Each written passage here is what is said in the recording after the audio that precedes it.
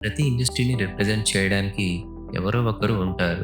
Like Steve jobs, Mukesh Ambani, Adani, Jeff Bezos ఇలా ఎంతోమంది వాళ్ళ ఇండస్ట్రీలో టాప్‌గా ఉంటారు.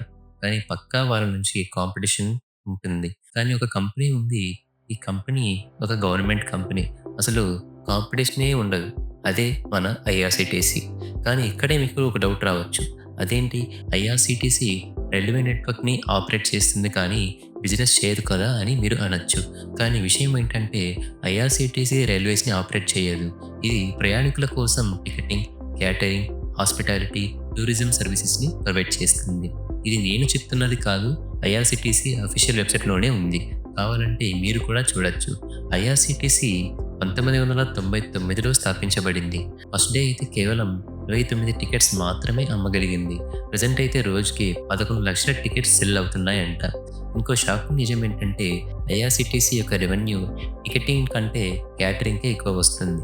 కావాలంటే ఈ పై చార్ట్‌లో మీరు గమనించవచ్చు.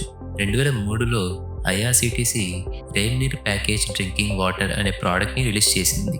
జస్ట్ ఈ ప్రోడక్ట్ నుంచి 2022లో 1,722 మిలియన్ల రెవెన్యూని జనరేట్ చేయగలిగింది అంట. అమేజింగ్ ఏంటంటే రైల్వేస్‌లో ప్రొడక్ట్స్‌ని అమ్మే ఒకే ఒక కంపెనీ ఐఆర్‌సీటీసీ.